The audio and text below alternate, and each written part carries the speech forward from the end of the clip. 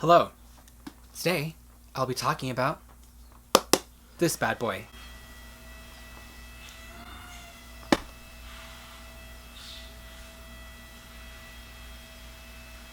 That's happening, folks. It's perfect timing. This is great. Okay, well, that's over. Harry Potter and the Chamber of Secrets. Where do I even start? So the format of this video will be a little bit different. I had to sort of gather my thoughts and sort of remember what I said during the reading vlog, and that footage, rest in peace, got corrupted. I mean, it wasn't even that long to begin with, just because this book was also pretty short. It was shorter than my first vlog, but I'm still pissed. So today is just going to be a straightforward, general, basic book review. So if you guys didn't know, I'm reading Harry Potter for the first time. I'm co-hosting this read-along, where we're reading the whole series this year. So far, we're supposed to be on the third book, and I haven't even started it yet. And the live show for that book is next week on my channel. Go me! We call ourselves Harry Potter and the Virgins because we're reading Harry Potter for the first time. Some of us anyway. I really enjoyed the first book. If you guys are interested, I'll leave a link to that so you guys can go ahead and check that one out. For the third one, I do plan on doing a reading vlog. Fingers crossed. And hopefully the footage will come out safe and sound. So far, I also heard that the first two books are okay. They're alright. They're great, but not the best. And then the third one is a game changer. It appears to be the most popular and favorite of all the Harry Potter books. And I think after the third one, a lot of people said it was like, I think it was The Order of the Phoenix with the last book. Yeah, let's just go ahead and get started. Overall thoughts going into this book. I thought it was a lot better than the first one. I know a lot of people have actually said that this book is like the weakest one of the entire series, just because the first one introduces like the magic and the worlds and everything, and this one is like, it's good, but it's not the best. And then the third one is like even better than the fourth, and so on. I honestly don't know what to expect going forward. I just have basic questions, regarding Harry Potter and what's happening with freaking Voldemort. I really like this one better than the first one, just because also it had a mystery tied to it, which I thought was really cool and just really intriguing overall. I mean, I wouldn't go so far as to call myself a seasoned thriller reader, but I read a lot of thriller books and, mystery and all that. This one was full of mystery and also mild suspense, and I honestly didn't know where it was going to go. I couldn't really predict anything. I wasn't sure what to expect overall, and I was pleasantly surprised throughout the entire mystery of surrounding this chamber and the heir of Slytherin. One of the main things I really liked about this book is how, so far, for the first two books, they take place, I think, within like a year of each of Harry Potter's like consecutive schooling years and all that. So I think that by the time the last book comes out, he's 17, 18, I want to say. I'm curious to know about sort of like the older students as well. The upperclassmen, the other classes, like the other teachers. Because we were only introduced to like certain teachers, and I'm sure there's like a whole lot more. Like, how come no one was smarter than sort of like these guys? Especially for the School of Magic that's so big and vast, I would feel like there would be like a better support system of like adults. But I guess not. I'm really curious. I wonder if it'll be expanded later, but how Muggles. I am just English today. How Muggles are able to produce like, manufacture and build and everything like that. Children that are able to do magic. Like, how does that even happen? I know that maybe an easy answer would be like, oh, it's in their bloodline, somewhere along the way, like their grandmother, or great-great-great-great-grandfather or something had like magic in their system.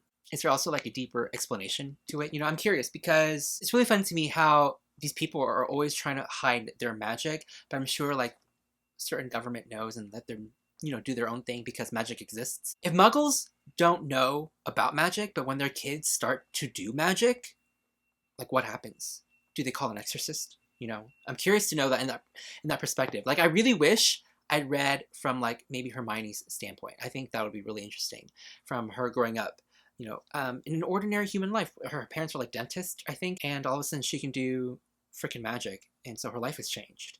And I think that'll be a really interesting take in the story overall. Or versus someone who actually grew up in like a magical family, like Ron. I love Ron. I'm a Ron stan. His entire family, I love his mother, I love his siblings, I love the twins, I love his house, the dad, who is like in the Ministry of Magic, which is also really interesting as well. I'm like going off tangent on so many things, but there's so many things that were just introduced in this book, and I thought it was really great. I thought it was really interesting that they have sort of like this, I wouldn't call it military, but like an enforcement of magic, of what you can do. Like, how do they know when someone does magic? Well, I guess I'm answering my own question, aren't I? Because if Muggles do magic, then they know, and they're going to be like, oh, so you can do magic, you should go to Hogwarts.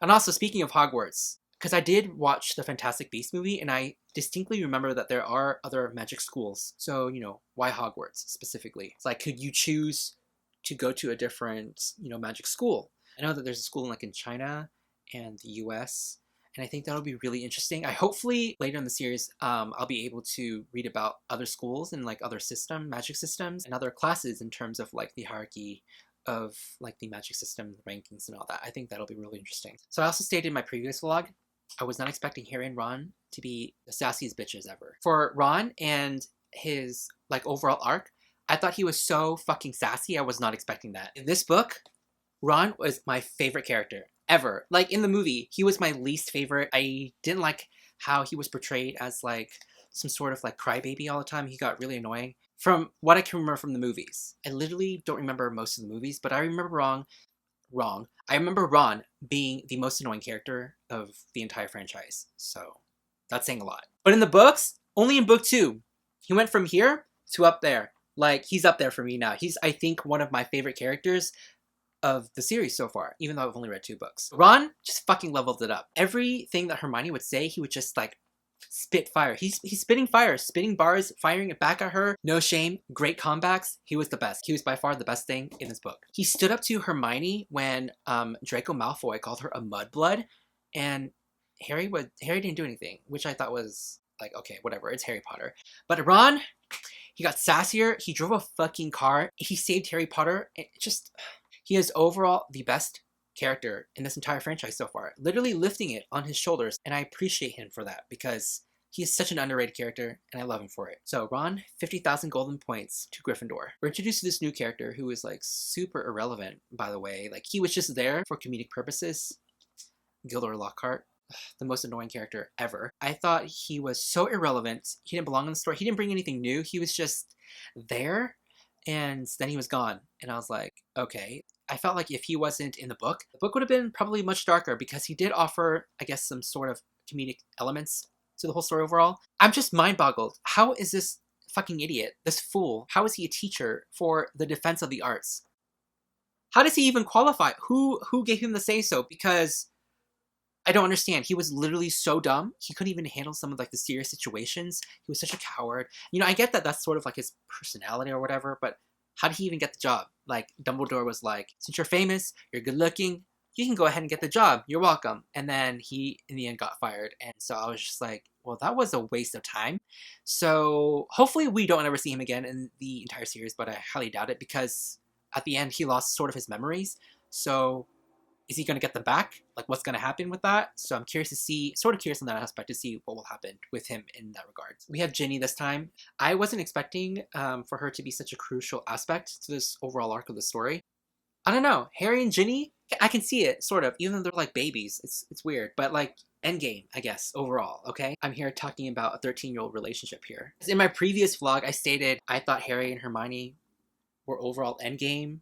Back in the day, that ship has obviously been destroyed and sunk. All right, so regarding the mystery of this book, I kept wondering because the basilisk, how did it not kill a single fucking character? All of these characters in the book got so fucking lucky. They all got petrified. None of them died. And I thought that was a little unrealistic in terms of I don't know, they saw it through a ghost or a camera or a mirror. Oh, well, in the end, I guess they kind of figured it out.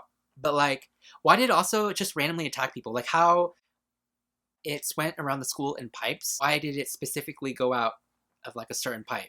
What was it doing? Did it know it was going to get caught? Honestly, since its stare is so powerful and potent and it can bring death upon you when you look at it, why didn't it just appear in the school cafeteria where everybody was sitting? It literally could just appear at the entranceway. Everybody would look at it and fucking die.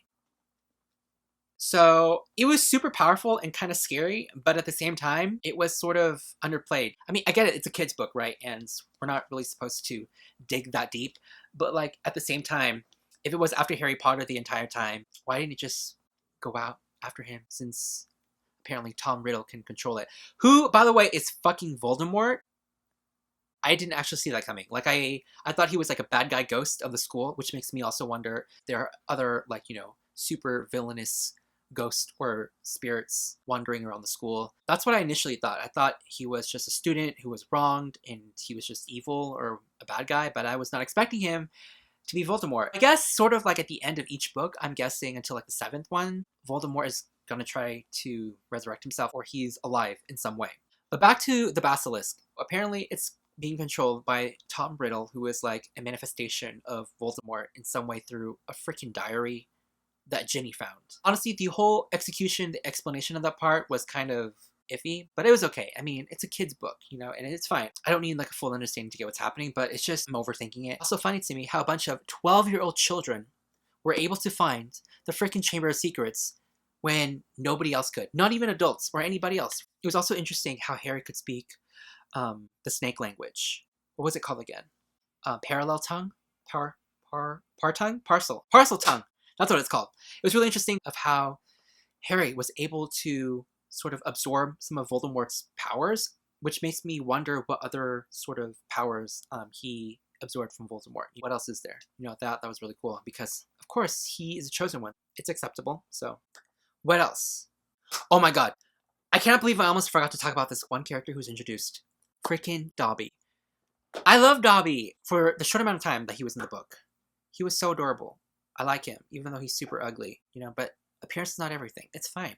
He's a magical creature, like a house brownie, who takes care of the house and everything. But now Dobby is free, so does that mean Harry Potter is his master now, or whatever? Is he gonna serve? If anything happens to him, I will fucking riot. He's like a child that needs to be protected at all costs.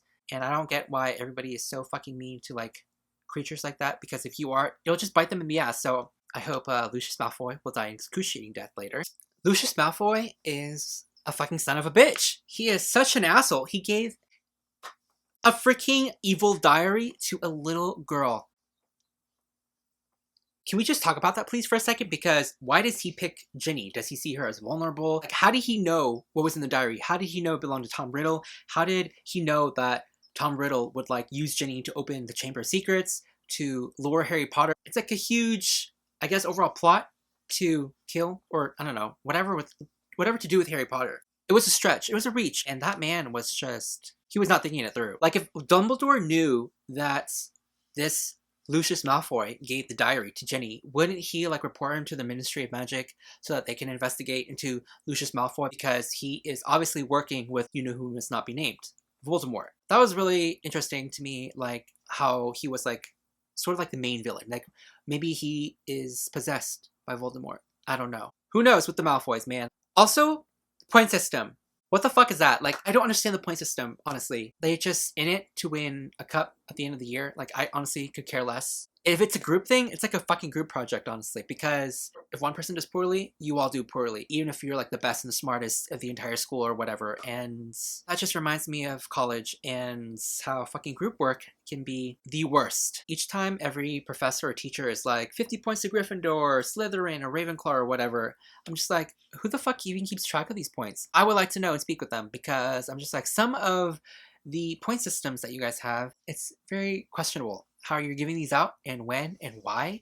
Like, what are the teachers' bias? Like Snape, for example, who is, I'm not even talking about Snape in this book. I don't even get why he's super shitty. Like, if it turns out maybe he is super shitty to Harry Potter because, I don't know, maybe plot twist, he is Harry Potter's biological father or something, and I don't know. Is he Harry Potter's dad? I mean, that would explain the black hair, maybe. Snape? Conspiracy theory. Later, when I read and find out, like, why, or the reason, or maybe there's no reason for Snape and I'm just overthinking it, I'm gonna be like, wow, I was right. Or fucking dead wrong. So we'll see. Yeah, I guess that's pretty much it. So sorry for this incoherent, all over the place mess of sort of like a book review. Yeah, I cannot wait to start the third one. It will hopefully be another reading vlog, or maybe it might be another video like this, depending. I don't know. Do you guys prefer a reading vlog or a straightforward like book talk, bookish review? Let me know down in the comments below. I just also realized that this cover is when Harry Potter rescues Ginny and Ron, and they fly out of the hole with the Phoenix. That's pretty much all I wanted to say. Thank you so much for watching, guys, and I will see you guys all soon with a new video.